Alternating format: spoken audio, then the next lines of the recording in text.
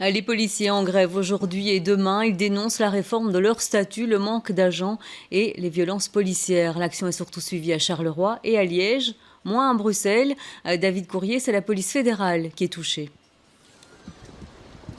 Oui, elle est notamment suivie à Bruxelles. C'est vrai un petit peu moins comme vous l'avez dit, mais ici je me trouve devant le bâtiment de la police fédérale à Bruxelles, rue Royale. Il y avait un piquet de grève ce matin à partir de 6h. Il a quitté les lieux vers 10h30. C'est vrai que c'est un mouvement qui fonctionne bien dans le pays. Liège, vous l'avez dit, Charleroi, mais aussi en Flandre comme Hasselt et Zeebrugge. À Bruxelles, c'est un petit peu différent. J'ai à côté de moi Betty Mazur, permanent CGSP à la police.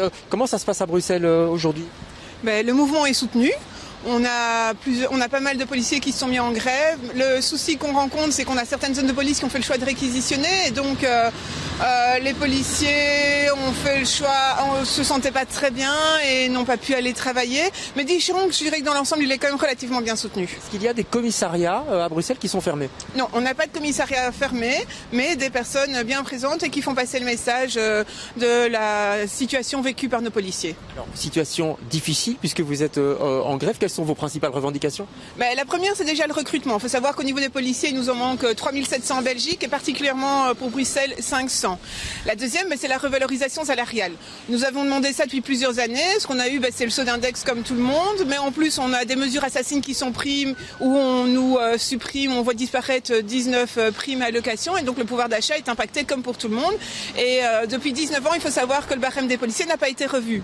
Donc, pour nous, c'est juste inacceptable. Plus un climat difficile, on l'a dit, on vient de dire dans le journal, énormément de manifestations. Les policiers sont souvent sollicités. Ça aussi, ça participe au mouvement de grogne ? Mais clairement, la charge de travail est excessive. Le nombre de burn-out est en train d'exploser. Il faut savoir qu'il y a peu, il y a une analyse qui a été faite au niveau mondial comme quoi la Belgique était le plus mauvais élève en matière de suicide. Et les policiers n'échappent pas non plus à ça. Il faut vraiment être conscient de la réalité du terrain. Tant pour les opérationnels que pour les catalogues, les situations sont devenues insupportables. Dernière question, la question des pensions aussi pour les policiers, comme pour beaucoup de gens d'ailleurs. Oui, tout à fait. Là, on est vraiment clair. On demande un retour à l'ancien régime. On demande une vraie prise en main du dossier par le ministre. Et d'ailleurs, on fait une grève de 48 heures. Et demain, c'est une action interprofessionnelle avec la police pour une revalorisation et une révision de la pension. Si le gouvernement ne vous écoute pas, ne vous entend pas, vous pourriez refaire une action plus tard ? Oh, bien sûr. Ce n'est qu'un début. On attend vraiment un signal fort du gouvernement.